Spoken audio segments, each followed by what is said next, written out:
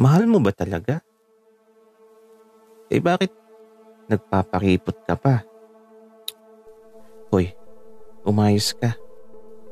Baka mamaya magsawa yan at mapagod. Sige ka, maunahan ka pa ng iba.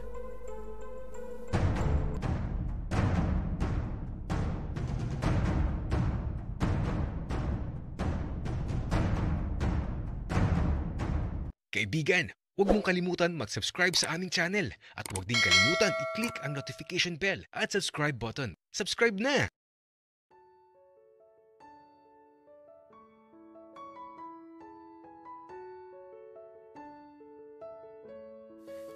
Hindi na namin namalayan ang paglipas ng oras. Nandito lang kami ni Dave sa silid ko habang nag-uusap lang ng mga bagay na gagawin namin sa darating na Pasko. Maki, naalala mo pa dati? Nung unang Pasko na magkasama tayo. Oo, Dave. Binigyan kita ng sisiw nun eh. Kulay pula at kulay green yung binigay ko sa'yo. Siya. Natatandaan mo pa pala yun, Maki? Aba. Oo naman, Dave. Naalala ko nga din yung binigay mo sa akin nun eh. Oo, Maki. Naalala ko pa yun. Binigyan kita ng hito na hinuli ko pa sa sapa. Kaya ito, natatawa na lang kami ni Dave sa nakaraan. Kasi sobrang saya nun. Binigyan ko siya ng sisiw tapos binigyan naman niya ako ng hito na inalagaan namin. Kaya lang, nung lumaki na, kinain din namin. Tapos, minsan pa kami nag-away ni Dave sa araw ng Pasko. Alam niyo ba kung bakit? Dave, naalala mo nung nag-away tayo dati? Pasko nung araw na yun. Aba, Maki, makakalimutan ko ba yun? Naghintay ako sa'yo ng matagal doon sa harapan ng simbahan. Tapos anong nangyari? Hapon ka na dumating. Kaya ayun, wala nang pera yung mga bahay na pinuntahan natin. Naubos na. Sorry na, Dave. Matagal na kitang napatawad, Maki. At saka, malaki naman ang kinita ko dun sa harapan ng pintuan ng simbahan. Maraming nag-abot sa akin ng pera. Akala ata, pulubi ako. Oo nga, Dave. Mas madami ka pang naipon kaysa sa akin. Kaya nga nung sumunod na Pasko, di ba? Sa harapan ng pintuan na lang tayo ng simbahan tumambay.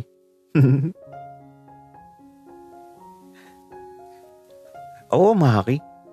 Tapos, nakapambahay lang tayo nun. Tapos may dala tayong lata. Sira ka talaga, Dave. Natatawa ako kapag naalala ko yun. Nakakahiya pero ang laki ng kinita natin. Ayaw mo nung, Maki. Nakaupo lang tayo nun. Kaysa magbahay-bahay tayo. Mapapagod tayo sa paglalakad. Dun sa harapan ng simbahan. Nakaupo lang tayo tapos may lata sa harapan natin. Tapos ayun. Sila na yung kusang naglalagay ng pera sa lata. Gagi, Dave. Kapag naalala ko talaga yun, natatawa ako. Imagine, nagawa natin yun. Oo nga eh. Tapos, nakita mo pa yung crush mo, Maki. Uy, Dave.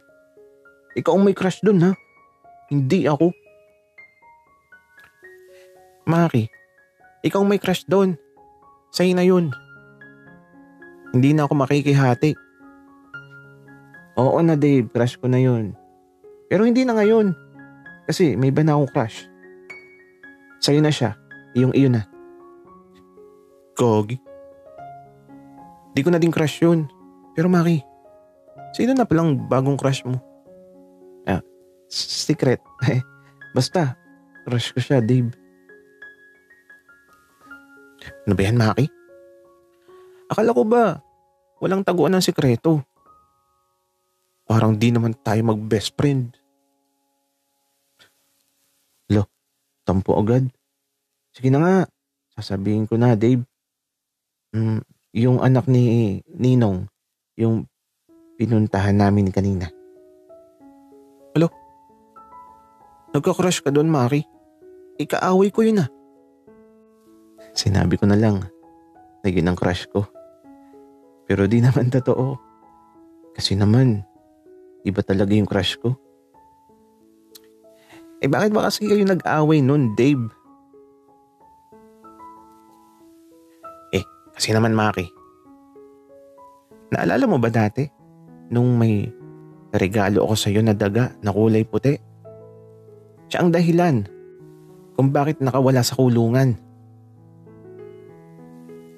Pinakawalan niya bago ko paibigay sa'yo. Okay. Kaya palang regalo mo na lang sa akin nun kulungan. Tapos walang laman. Oo. Kaya kaaway ko yun, Maki. Dave, okay na yun. Matagal na. Patawarin mo na siya. Hindi ko siya mapapatawad dahil sa kanya. Nawala yung ireregalo ko sana sa'yo. Dave, ano ka baga naman? Ang tagal na nun. At ito, bigla na lang sumilip sa pintuan si Papa. Dave, iho. Andito ang kuya mo. Uuwi na daw kayo. Wika ni Papa, nangiting-ngiti. Hala, sinusundo na pala ako ni Kuya William. Maki, bukas na lang ah. Sige Dave. Wika ko naman kaya ito. Bago lumabas sa kwarto, nagsalamin muna ako. Nagpolvo pa nga ako Kasi naglalangis na talaga yung mukha ko. Ito ba si tatay? Akala ko ba itulog? Pero ayan. Gising na kaagad. Kung sa bagay, gabi na din kasi kaya siguro ginising na siya ni Mama. Kaya ito, bago ko lumabas ng silid, umiikot muna ako sa salamin at ito. Okay na. Cute na ako. Paglabas ko, ayun, nakita ko si Kuya William. Nakaupo sa sala. Kaya lang si Papa, kausap niya.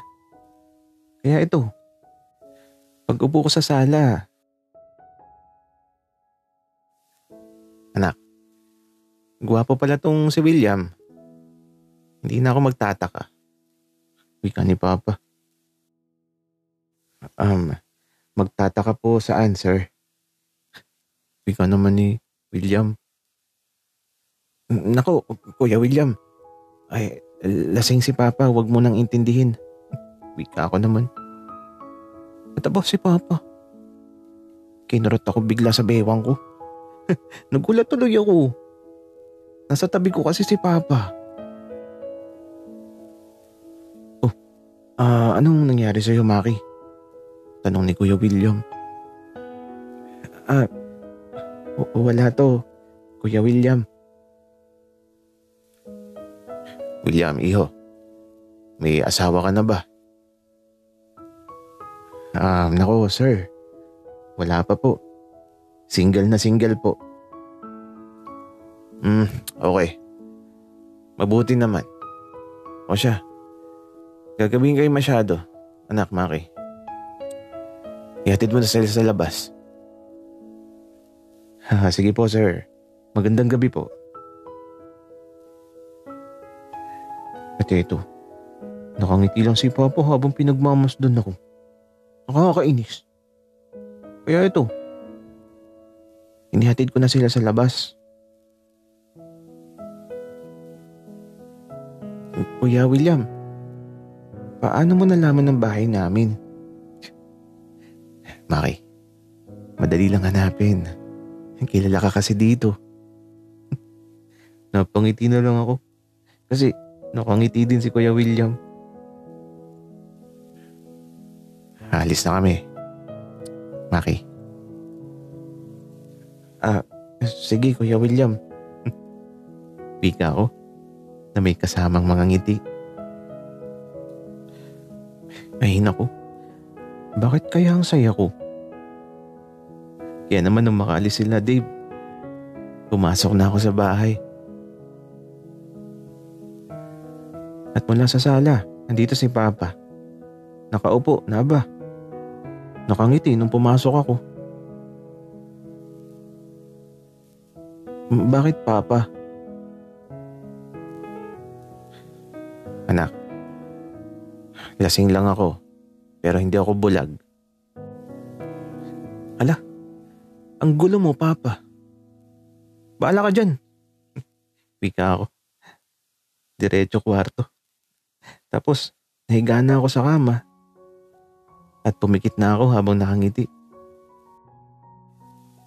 Bahala na talaga. Basta, masaya ako.